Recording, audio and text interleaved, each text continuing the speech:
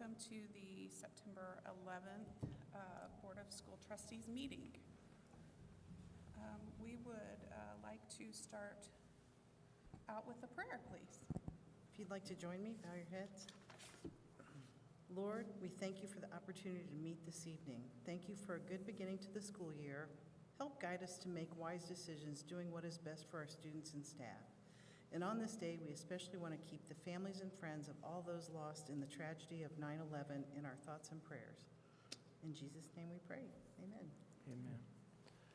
And we will call the meeting to order. We'd like to start out with recognition of individual student growth. Thank you.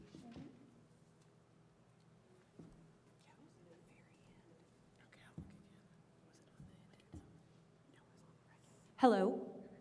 Hey, good evening, everyone. Thanks for being with us this evening. We come to our traditional time of considering our guiding principles, or our Franklin Five, as Mr. Betts in central office likes to call them. Individual student growth is number one, and that's the one we're going to focus on this evening.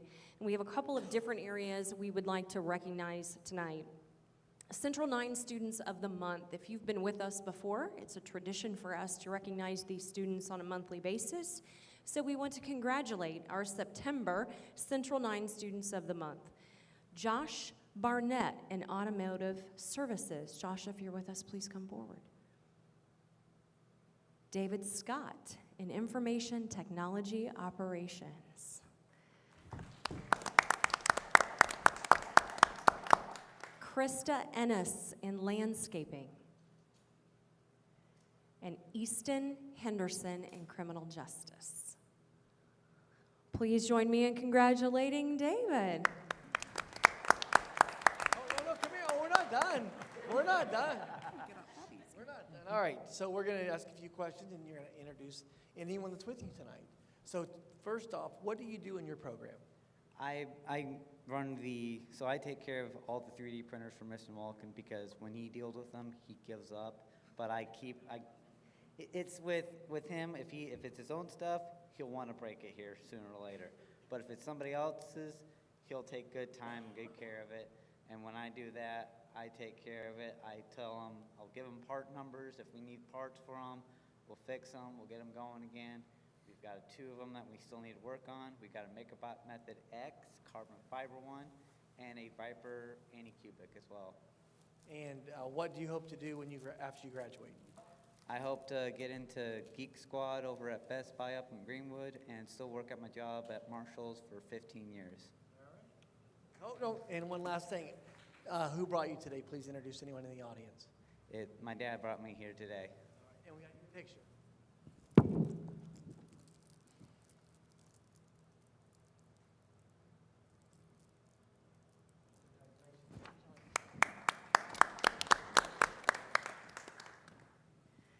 Congratulations. And now our high school academic team. Our high school academic team participated in state at Purdue University on May 6th of 2023. We have some of the team members here with us this evening, while others have already left for college. Congratulations to them. We also have Coach Coons with us this evening. She is going to share a little bit about how the teams prepare for these state competitions in a moment. So students, as I call your name, please come forward. Zane Khan, Sean Greider, Sam Chen,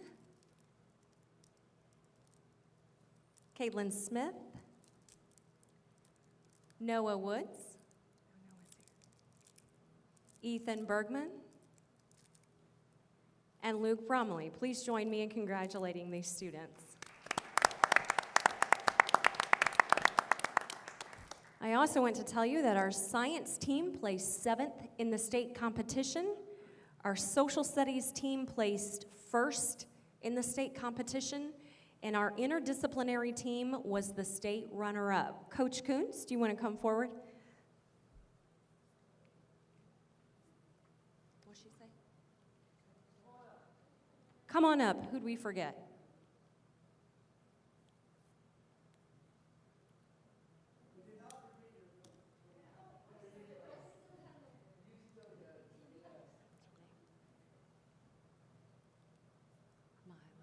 Milo Mushin. Give Milo a round of applause, please. Thank you. Congratulations. Most people have to look like down, and I have to keep my glasses off. So I have good vision, up close, whatever. So, so my name's Angela Kuntz, and I am the head academic coach for the high school for the Academic Super Bowl, and then also the social studies coach. So, which question would you like me to answer So first? how do you prepare and plan for the academic Super Bowl? Okay, so usually, I'm the only coach here, and there are many other coaches here who help out, and there's no way we would have the success without the other coaches. So I'm going to say the coaches first. So our Spell Bowl coach, which is also a part of the academic teams, is Jeff Carnes. And then math is Haley Anderson Roberts. English is Becky Hart. Science is Beth Foraker. And fine arts is Tara Hurst. So usually each team will have around 5 to 10 members, and they're usually kind of selected by the subject, the teachers, obviously I teach social studies, and so I kind of find people who are freshmen and search them out. Like I already knew about Noah, and I searched Noah out, said, hey, Jaden Crisafoli, like the second day of school. Anyways, so it's usually that's how we pick people, but anyone's welcome to join, and I've had, since our success the last couple years, people seek us out and want to join the teams. And I don't think people realize how hard these folks work. Almost every child that is on the academic team is in multiple AP honors dual credit classes. And on top of that, they're learning a completely different topic and subject. So English, math, and social studies last year had to read a book. And the topic was the age of exploration. So, and then the fine arts, it's music and art, so they have to learn all of these different musical scores, which is Milo does, yes, it's very hard. And especially when it's the older material, and they also have to do the art. So this year, our theme is the 1980s and the 1990s. So that should be, I'm completely jealous of fine arts. I think that's gonna be amazing, as I graduated from Franklin High School in 1987. So, but yeah, it should be really, really good.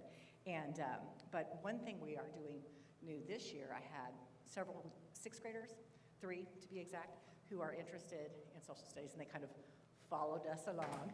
So we have a junior academic Super Bowl at the intermediate school. Yeah, and I would love to see at the middle school, I would love to see that continue on and have an academic teams at the middle school as well. Because not everybody's good in math, science. Some people have other areas that they excel in. But I'm so proud of everybody. And we came in second for the interdis, and that was like a complete team effort. Also, Franklin was in the top 10 for the state on academic teams. So well done, well done. Pass the mic, Andrea. I'm Milo. Oh, hello. I'm Milo Mushin, and I'm here with my mom and my dad. Hi, Mom. Hi, Dad. I'm Zane Khan. I'm here with my mom. She's over there. I'm Noah Woods, and I drove myself here. I'm Ethan Bergman. I'm here with my mom, my dad, and my little brother. Congratulations to all of you. Dr. Clendenning is making sure you have your pencils in hand. We'll take a picture, so don't.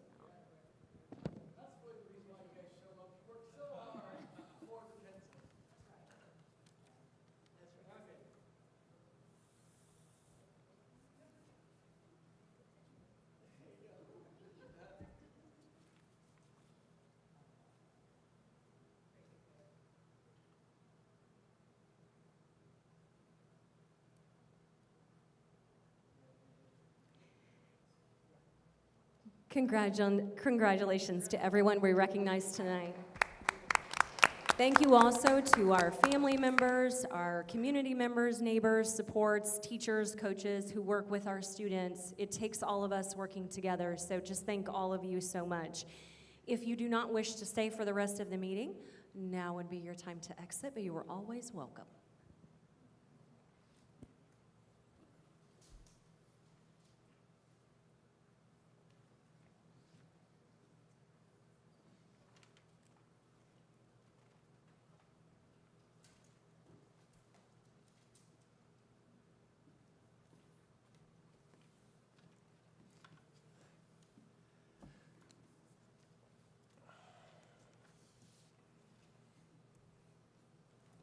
we have any public comments on the consent agenda? We do. Tonight we have Jeff Sego, and he'd like to talk about the salary schedule.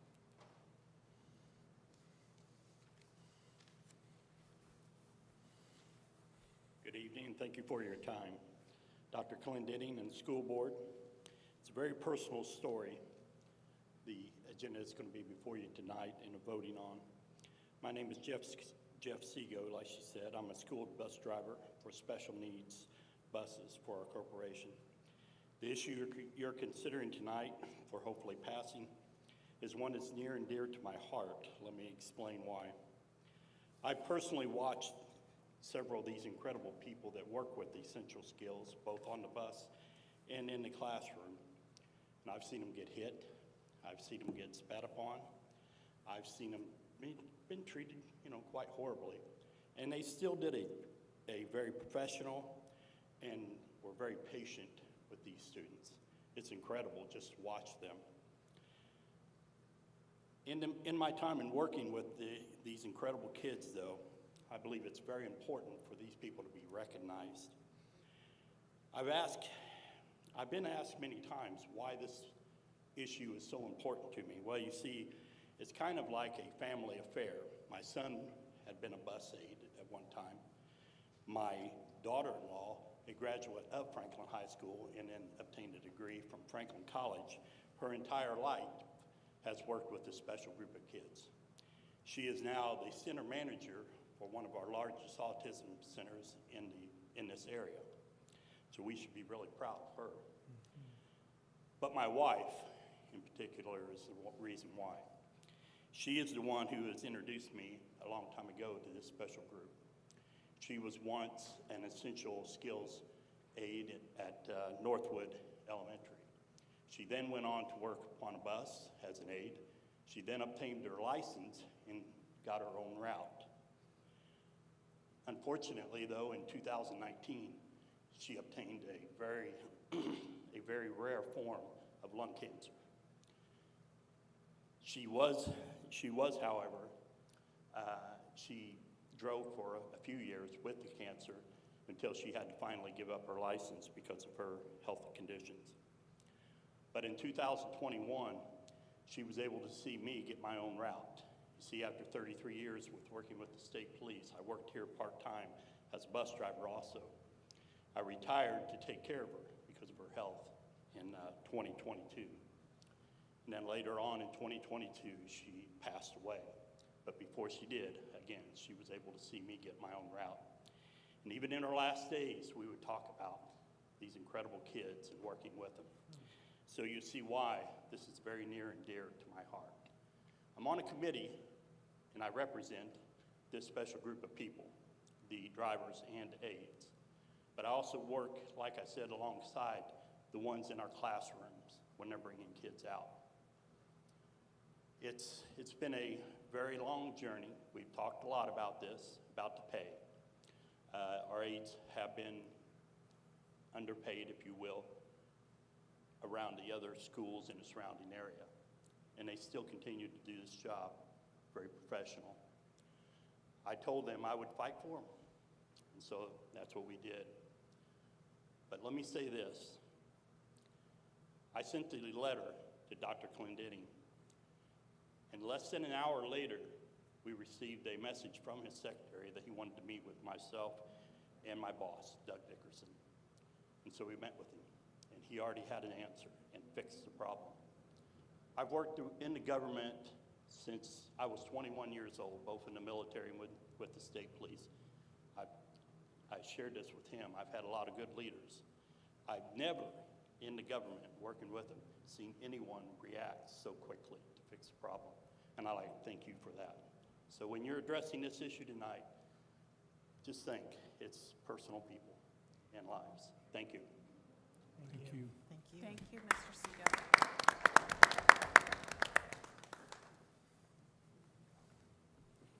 Any other comments? Okay. Anything you want to add? Yes.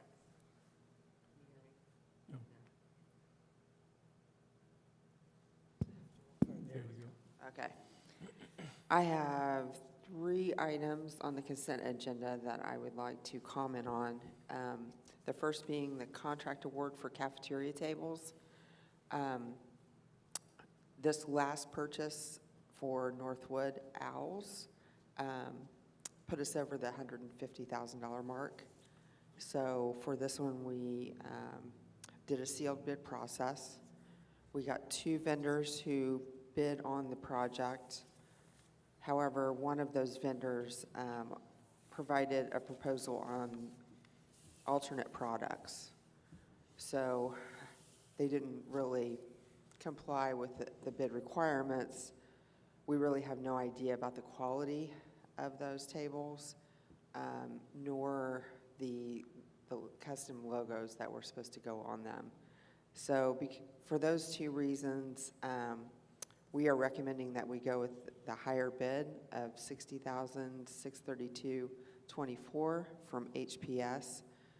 They are the same vendor that we've used for the other buildings that we've done this for. Webb has new tables, and Creekside. And they all have custom logos and everything. They look really great. So we are requesting that the board approve the proposal from HPS for this project.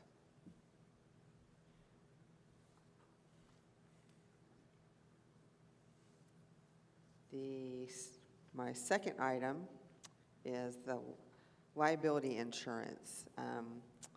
I presented a proposal from Liberty Mutual last month, and we went to work the last few weeks trying to chip away at that pricing. One of the items that our agent proposed was going from a $25,000 deductible to a $75,000 deductible for property liability.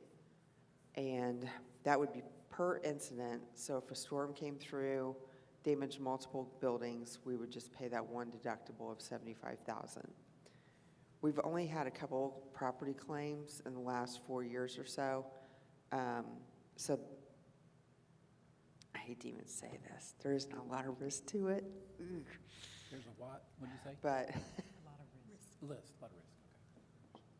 yeah, so we also did an audit of all of the vehicles in the policy, where we were able to reduce our fleet listing by a couple, so that helped.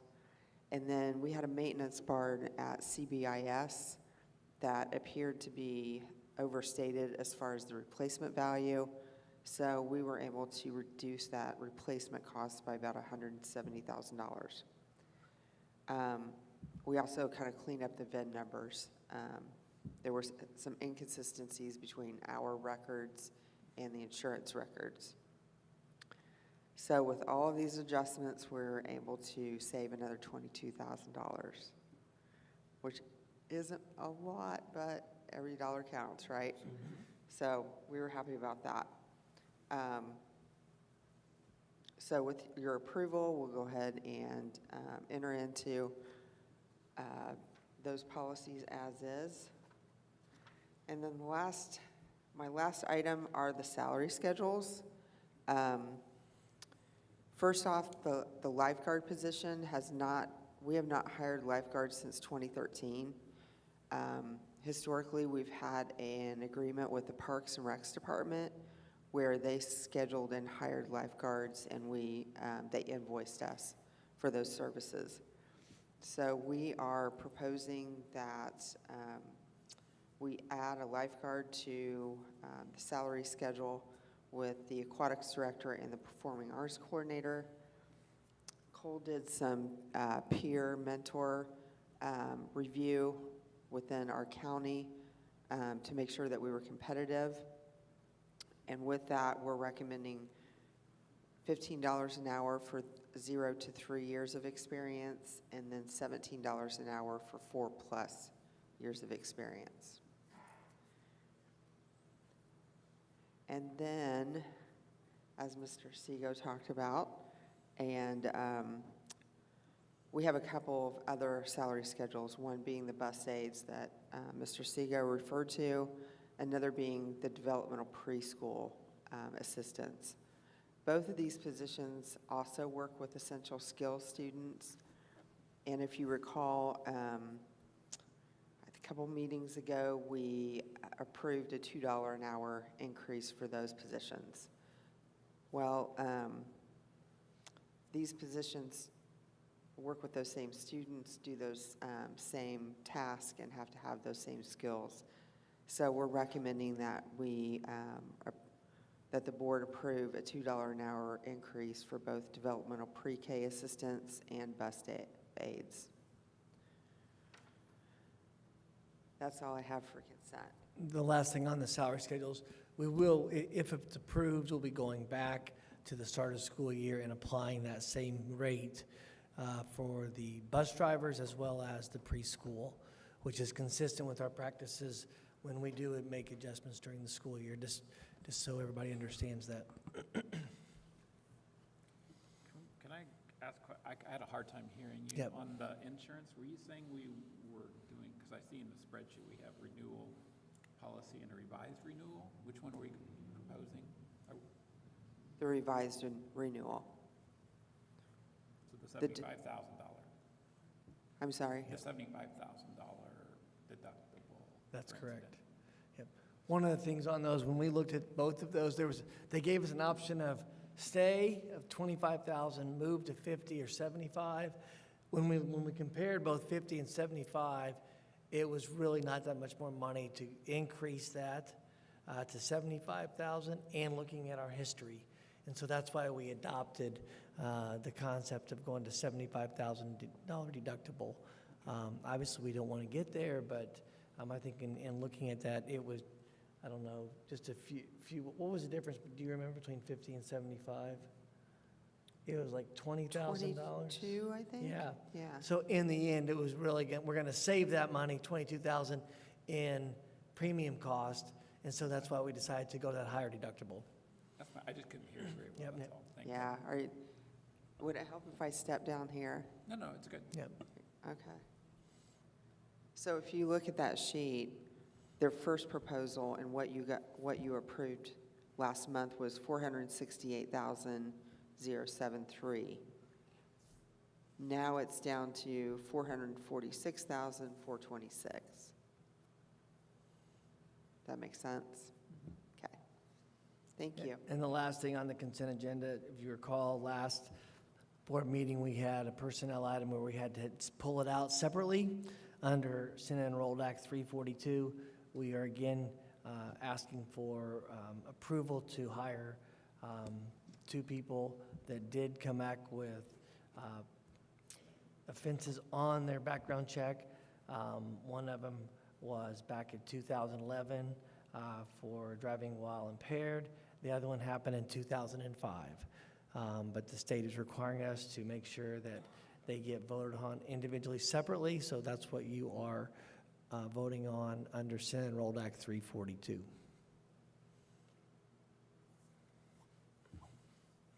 I'll move for approval. Do we have any board comments before we vote? No. Okay. I'll second. Okay, all those in favor say aye. Aye. Opposed? Okay, passes.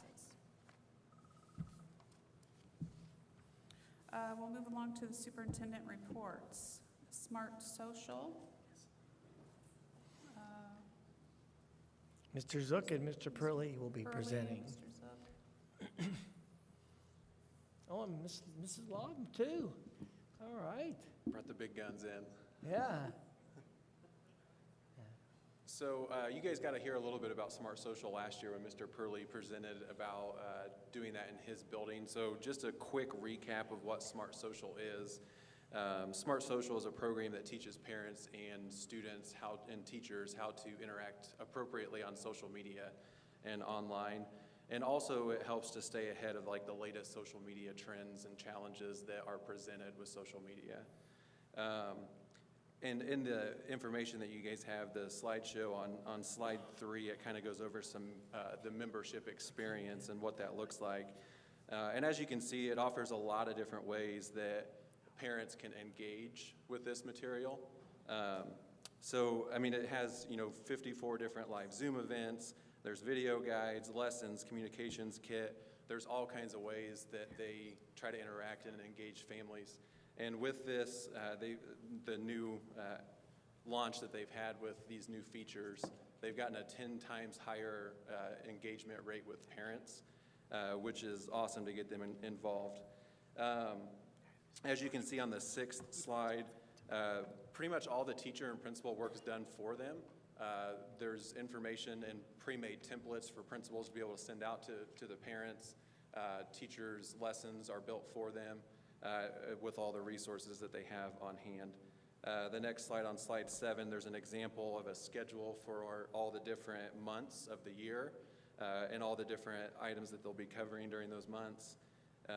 There's just so many different resources. And then on the second to last one, it kind of shows you that it's almost like a Netflix of resources that teachers can choose from. So in a nutshell, that's kind of Smart Social, but I wanted to give Mr. Purley and Mrs. Law a chance to talk to you guys about their experience living life with Smart Social and what it brought to their building and their community living with it for a year.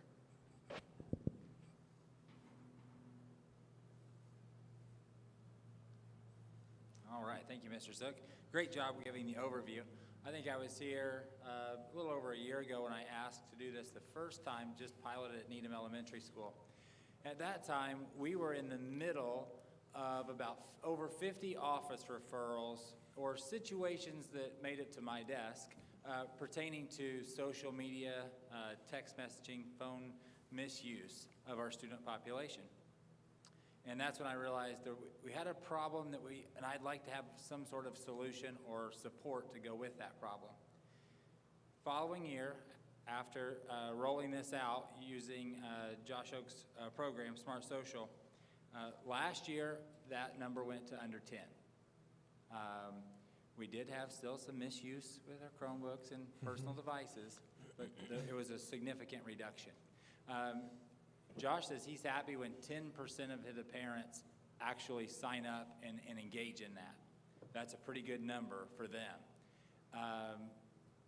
to participate in that event over the amount of parents involved in the school. We had 22%, so we doubled his expectations, more than doubled. And Jamie was our PTO president last year. She was one of the proponents for us to use this and continue the process for this year. Also, an example, this summer, because 22% is not great. I'd like to have about 78% more. But I had another parent reach out. She goes, you know what? When you were talking about it, I didn't sign up. But what's the name of that program? And so what happens is when we do have the problem, we now have the resource. So I was able to extend that offer to that parent and say, here it is. Here's our password. Log on, and you can find the information that you'll need to help support your child with this situation. So I'd also like to introduce Jamie. She'll give a little bit of that parent perspective of using Smart Social. Okay, so I'm sure you probably know what it means to be lit or get lit. You probably also know what a Karen is or when something's cray. Well, do you know what #crow means? Or do you know what the baseball cap means? Or a skull emoji? Well, I didn't know what any of those were. So this resource really does allow you to dig into different resources. There's a lot, I will tell you, there is tons. So if you have a problem, it's great to have a resource because yes, you can go to Google and you're gonna get a Wikipedia explanation of what Among Us is, but what is that really? And what does it mean for a kid, especially a kid that's my age? So my daughter's in 5th grade now. So fortunately, I've not had to use this because we've had a problem, but I do have parental controls on her phone, thanks to Smart Social. They have like the top 25 or top 21 of 2023 top parental controls, and it talks about the pros, the cons, here's the cost, or here's more information. It links to the website so you can get the information. And then they have a great resource for every single game, app, program, emojis, like everything that you need, but they also also have them color-coded. So you can go in and you can look and see what color. Is it gray, green, red, or is it a dangerous app or game that your child's supposed to be, or trying to have on their phone. So it's a great resource to not only just provide when there's a problem, but just to know it's out there and available. And we're talking about elementary kids. Like, I mean, yes, there are problems, but when I start thinking about, CBIS, the middle school and high school, that's where this is gonna be a really, really healthy resource. So, thank you for your time. And the really cool thing when she was mentioning, all these different things that it has to offer and not knowing some of those things, they're live events. They allow parents to ask as many questions as they want. And any question that gets asked gets turned into a resource that you kind of see on the last slide, all the different things that they have and what events it came from. And that's how they build that resource. They build it with questions that actual parents are asking in those live events. So it's pretty powerful, and as Mr. Purley shared, I mean, it's working for them with a 22% engagement, and it lowered their referrals from 50 to 10 is pretty remarkable. And so the reason I'm presenting on this, we did get quite a bit more Title I dollars this year for the proposed grant. So we're going to be using some district-wide parent involvement funds to fund this for all of our buildings, all of our K through 4 buildings.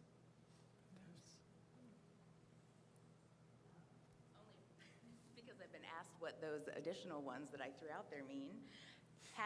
#Crow, if you ever see that, that means marijuana. If you see a baseball cap, that means it's a lie, something that's a lie. If you see a skull emoji, that is funny. I mean, there are just so many on here. So, 143 means I love ya. Thank you. Mr. Zook, I had one question. Dr. Ward and I were talking today. Are we going to extend this to grades 5 and 6 too? We can definitely do that. The dollar amount that we got is only for the K through 4 Okay. buildings, but we can find out what that costs because we still have some funds available for that. Yeah, because I think as we started looking at that, that was something that we talked about. Yeah. If we could, if you have enough parent district money, that'd be great. Absolutely. Yep. Okay. I'm up again. So in this new role of being an aquatics director, common with most of the schools in the area, we didn't have written guidelines for our aquatics programming. I met with multiple local aquatics directors and they all said the same thing. We don't have anything in writing, but we're going to. And so one of the first things that I was working on in this new role is some of those guidelines that we want to abide by anytime that we have students in the pool. The guidelines that you have in front of you, this was work that I did with Indian Creek, Center Grove Aquatics Director, City of Franklin Aquatics Director, those people who have been doing this for a long time as well. And so we kind of split it up, and the first one is the PE classes, since that's a little bit different than some of the other groups that would be in the pool. No matter what, anytime anyone is in the pool, we're going to have a certified lifeguard that is on duty as a lifeguard, not coaching, not teaching. It's going to be 100% a lifeguard that is on duty. They will have up-to-date certification for that. And then we'll follow Indiana code on the number of bathers that are in the pool, and that will determine how many lifeguards we have on duty. The PE classes do have quite a few students. So a lot of times when the PE classes are in there, we will shoot for being over that threshold and having 2 instead of 1. Usually the PE classes that would be in there when they're joint PE classes, we're going to have about 70 kids in it after talking to the PE teachers. And so as you can see with those guidelines, it's right on that bubble. So we'll shoot for having 2 guards on the deck ready to help out. And again, according to Indiana code, PE teachers, if they're teaching swimming, have to have a water safety instructor license or the equivalent. So we'll have to work on that because our PE teachers at the moment do not have that. So we'll have to wait to get in the water until they have that certification.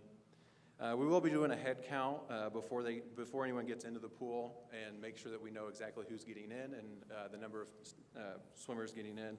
And then at the end, we'll do a head count of the swimmers coming out. And along with that, every 10 minutes, we'll do a buddy system. Every swimmer in the pool will have a buddy assigned to them, and every 10 minutes, the teacher will blow the whistle, Buddies will be together, raise their hands, make sure that their buddy is with them, and we'll do that every 10 minutes when they're in the water. They'll also do some pool sweeps after everyone is out of the pool, so immediately following the head count, we'll go through and make sure that there's nothing left in the pool. And then one of the things that kept coming up over and over again with the aquatics directors was involving conversations around the bulkhead. A lot of school districts are taking a very hard stance on that, requiring that no one is swimming underneath the bulkhead. Indian Creek mentioned that they're even approaching the topic of a disciplinary action immediately if they're swimming underneath the bulkhead because it's such a safety concern. So put that in there for pretty much for every one of these categories, that there is absolutely no swimming underneath the bulkhead. The next was the team practice and event, and a lot of this kind of it's all pretty similar, especially with the lifeguard being on duty. It cannot be a coach. It has to be a lifeguard on duty. And anytime that we have lifeguards scheduled, there's a spreadsheet that I have with all the coaches and myself and all the lifeguards. And so I'm monitoring that of who's guarding when.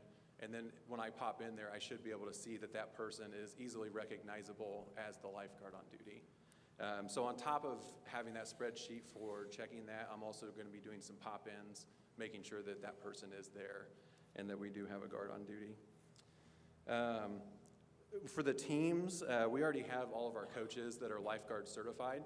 I think that's also really important after talking to the aquatics directors, so we're going to make sure that our coaches, if any new coaches come in, that we do help them out with getting that lifeguard certification if they do not. Head count, pool sweeps, and no swimming under the bulkhead, those are all similar from the last one. Outside events, we do get requests every now and then. I had one come through last month with Edinburgh Fire Department with their water safety team wanting to do some training in the pool.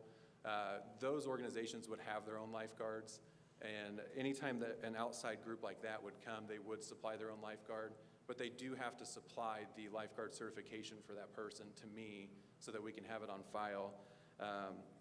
And then they'll also have to meet with me and have a safety meeting, so that way we can go over all of our expectations in the pool, where the safety boards are, where the rescue tubes are, and go over those things that we have in our pools, just to make sure that everybody's clear as to what the expectations are before they get in our pools. Mr. Zook, if I can interrupt you there, so would you consider the first program, is that an outside event or is that part of the team? So they are a team, but they're also an outside event.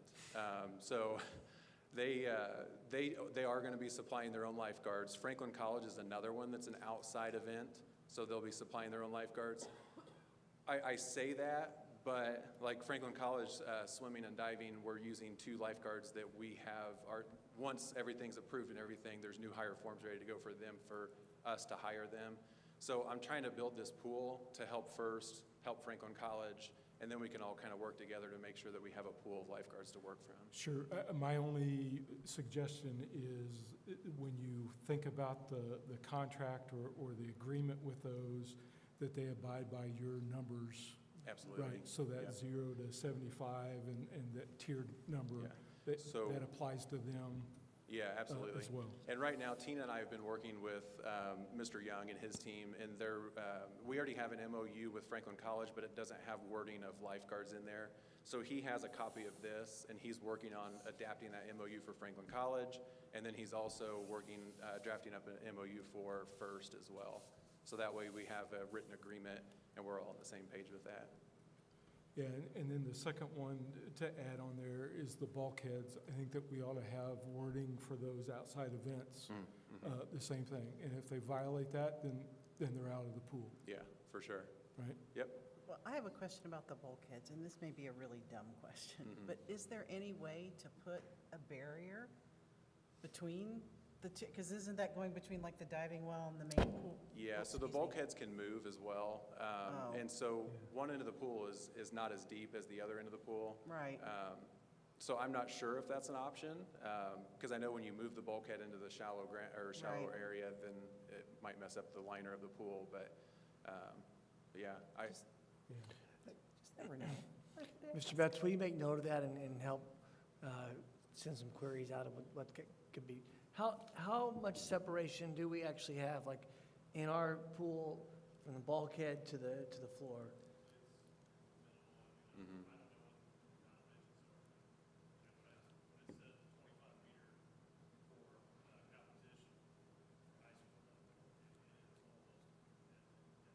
It is, yeah.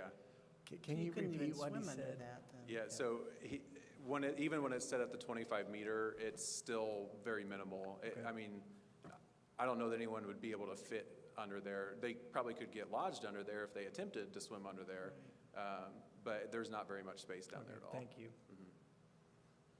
Thank you. And then the last one was party rentals, because we do have in the past, we've had people rent our middle school pool for birthday parties. So that wording is in there as well with the lifeguards. One of the things with that too is you just never know what you're going to get with a birthday party and the type of swimmers that you're going to get. So we would always shoot to have at least 2 lifeguards on duty during those parties. Doing a head count, pool sweeps, the head count before and after, and then the pool sweeps after. So that's the work so far. The plan is annually for Mr. Zook to come back, talk a little bit about his new role in the aquatics facility management and rental. And this was the first big rock. We wanted to make sure that we addressed this. So, Mr. Zook, thank you very much for doing that. And this will go into effect. We have the new lifeguard rates now after today's vote. And then the guidelines will continue to keep you up to date. You don't have to vote on them at this point because the assumption is that that's what we're going to apply to. If you want to see it put into a policy, we can do that. And then when we work with Churchill and Antrim for our policies, then we can create that pool policy as we desire.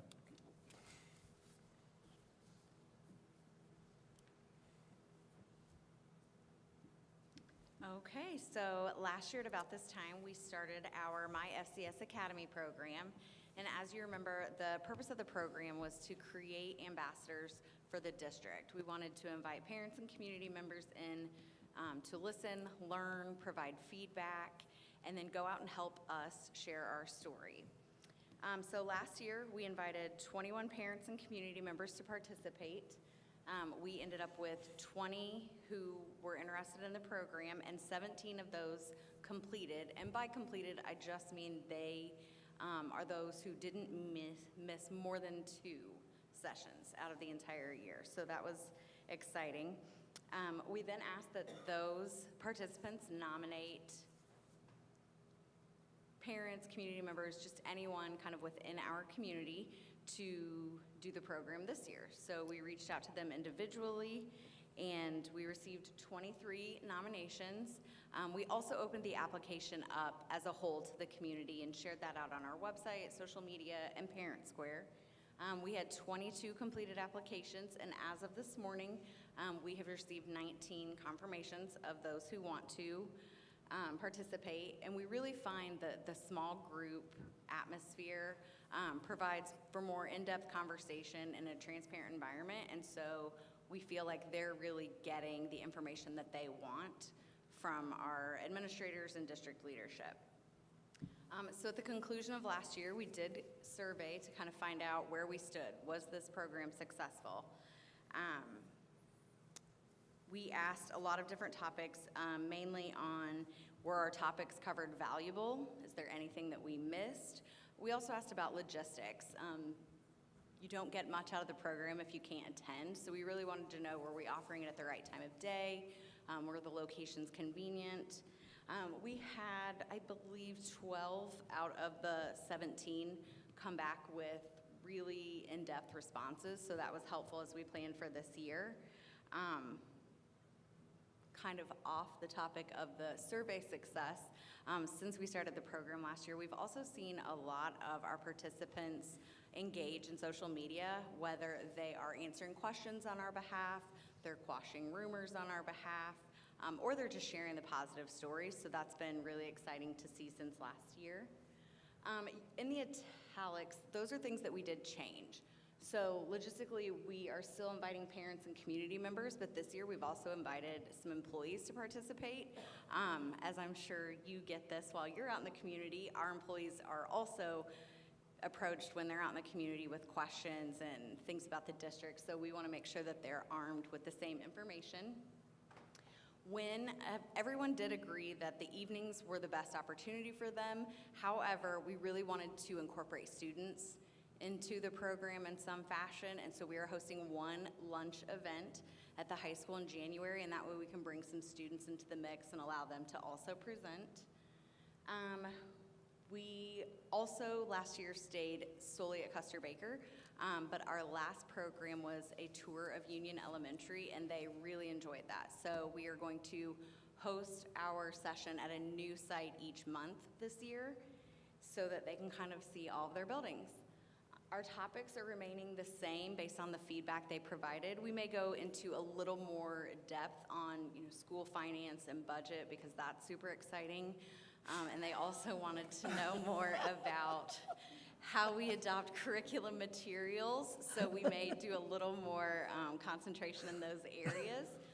But other than that, they really enjoyed it. We're looking forward to another good year, and hopefully word of mouth just continues to grow, and we continue to get that same level of excitement each year. We do have 2 participants from last year in the audience and a new member of our new class, so the fact that they love board meetings is already one up for us. Do you have any questions about the program or anything? Well, Robin, I just wanted to thank you because I, as you know, did it last year, and I have had 3 kids go through Franklin, been on the school board now for 11 years, and I learned a lot. Actually, I learned quite a bit. Good. So it was a really good thing, and I find Tina's finances riveting, so there you go. Thank you, Christy. You're welcome. I just don't want to see you cry down there. Thank you. One more question. If anyone would still like more information or would like to apply, is the deadline closed? I believe it is, but next year's class. The deadline is closed for this year. Our first meeting is September 20th, so it's quickly approaching. But yes, they can still reach out to me. They can get on my list to have an application delivered directly to them Outstanding. for next year. We'll also post it on the website again. Thank you. Thanks.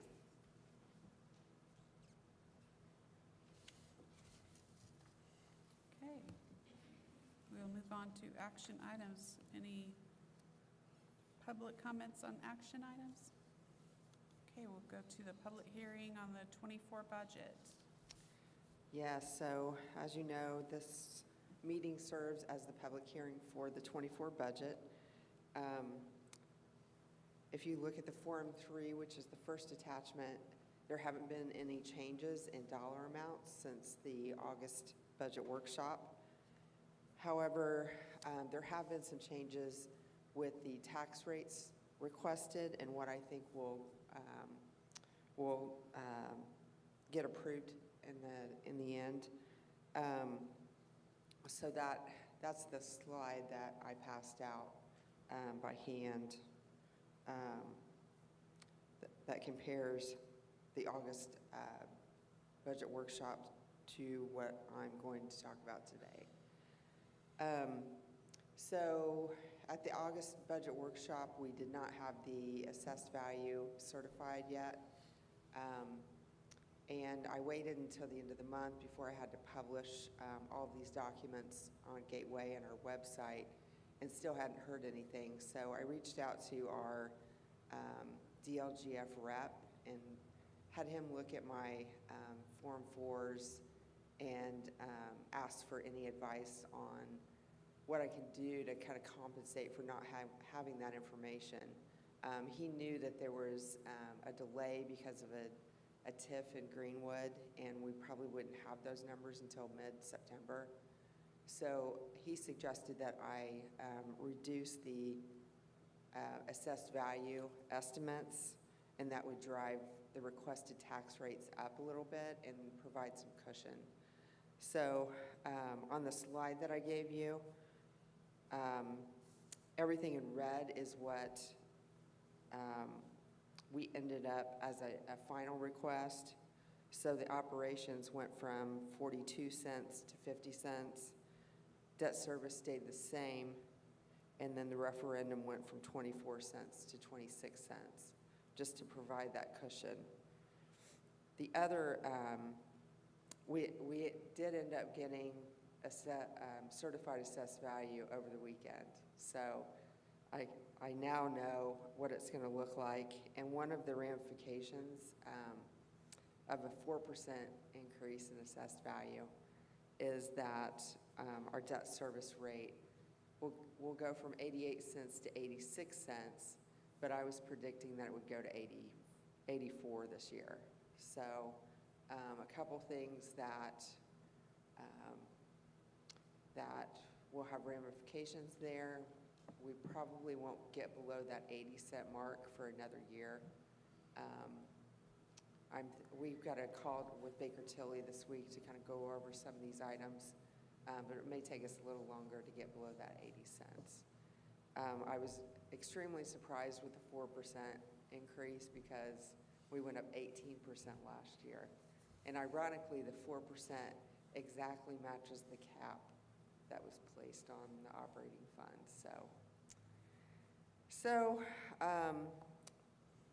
The final documents are showing we're requesting a tax rate of $1.96, and I'm predicting we're still around $1.49, $1.50.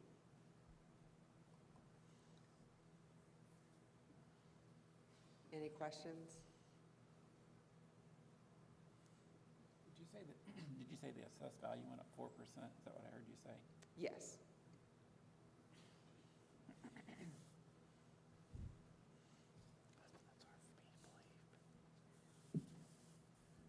Any questions? Move to approve. A second. All those in favor? Aye. Opposed? Okay, it passes. We'll go on to the resolution to adopt bus replacement plan. All right, well, this one's pretty easy because a couple of years we entered into a lease-to-own agreement for 15 buses.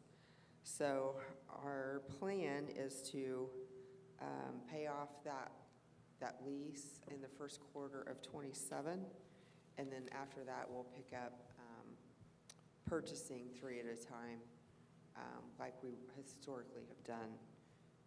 I'm not sure that it'll play out like that. It depends on where interest rates are. It may make sense for us to do another lease. It may make sense just to buy 3 at a time. So, any questions on that?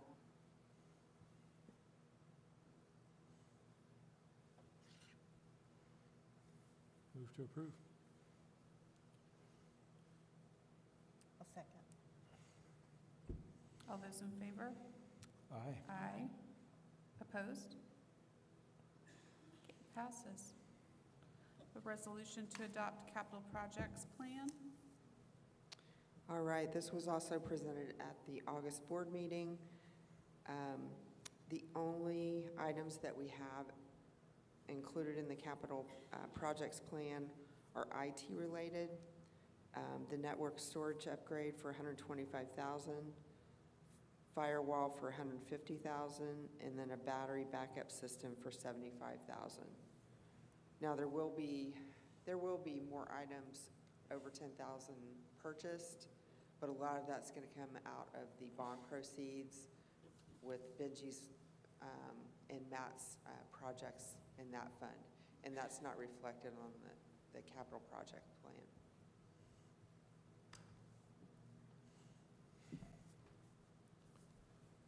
Any questions? I'll move for approval. Second. All those in favor, say aye. Aye. Opposed? Okay, it passes. Thank you. Thank you. And then Matt, cybersecurity server verification. Thank you. Last month, I had the opportunity to introduce People Driven. That is a new vendor for us to verify our cybersecurity as we install VMware. I would be happy to answer any questions or request approval for the partnership with them for $1,560. Mr. Sprout, the only question I had after we talked last month. Yes, sir. The 2 categories of roles that you have, the architect and the engineer, in the cyber world are hot commodities right now. So what is the likelihood that when you engage People Driven, that they're going to have the folks ready to support us? They were wanting to do it before this board meeting, so they are ready to go, and I already have a meeting tomorrow morning pending your approval. So okay. They're ready to schedule it as soon as we approve it. Okay, thanks. I don't have an exact time frame yet. I No, apologize. That's fine, thanks. Any other questions? Move to approve. I'll second. All those in favor?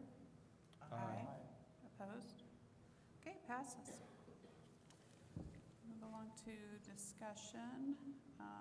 Mr. Doty and Mr. Lamb, are you on this one too? Yep. Thank you very much. Appreciate the time. So 6 or 7 months ago, I've received a couple different requests for naming a portion of our athletic facilities after an individual, and I know Dr. Clendenning has received the same request.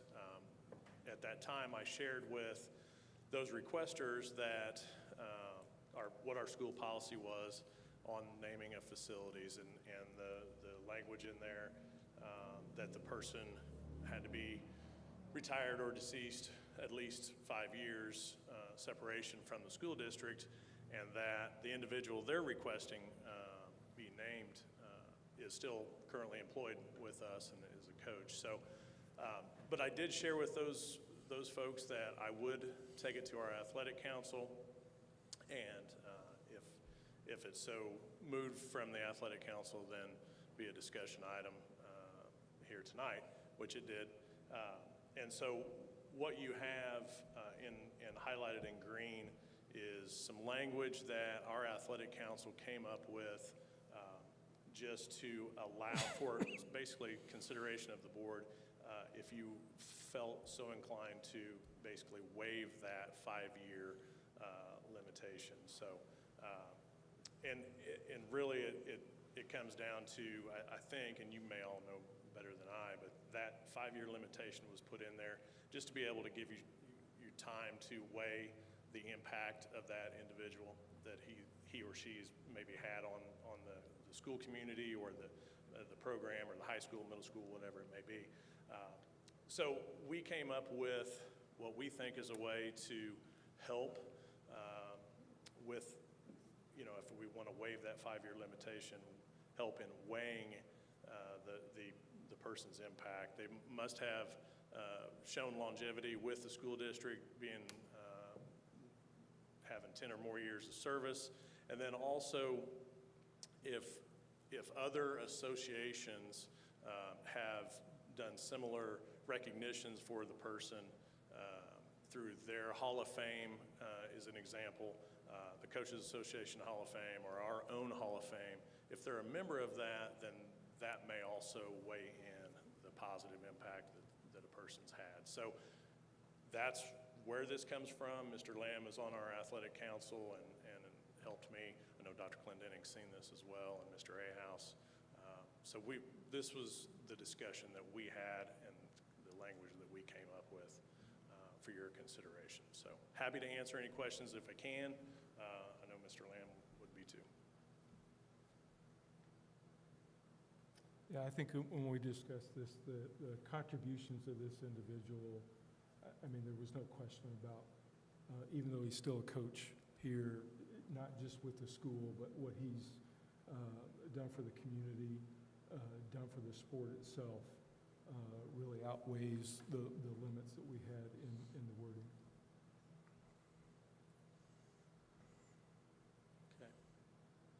I think the thing that I appreciate about it, it's a may statement. So it really does provide flexibility to the board on this. It's not saying we shall do it, it's a may statement. And so when we look at longevity and contribution to the community and program, it provides us some flexibility. All right. Thank you so much. Thank you. Are there any public comments on the discussion item? Okay. Any board comments? No.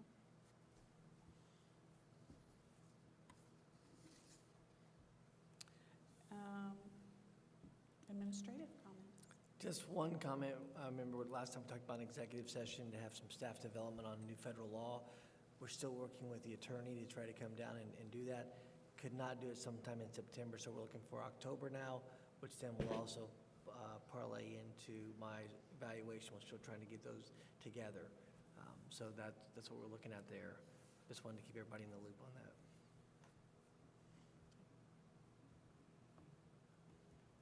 calendar of events. Just a reminder, we are going to be visiting Mr. Purley and his school coming up at the end of this month to see all the great things that are happening. We do have breakfast around 7:15. We will be finished by 9 on that Friday, which is September the 29th. Thank you, Natalie. And then ISBA Fall Conference. I have President Nelson, Dr. Warren, and myself, and then Mr. Sappenfield may try to go to the keynote as well, so anybody else is welcome to that. Dr. Hicks, economist from Ball State, will be there talking about the impact of education on Indiana economy. You probably get to read about him in different papers. He is, let's a lot of op-ed pieces on that impact of education on the economy. I know the state legislators also looked to him and talked to him a little bit in the past with what he's done. So he'll be the keynote there for that. And then we do have fall break that second week. And just remind everyone, we have our school board meeting the third Monday of October for everyone. So that is the third Monday in October, so it'll be the 16th that we'll be back together again.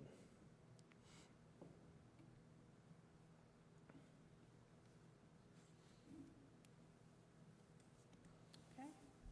Move for adjournment. Thanks, everyone.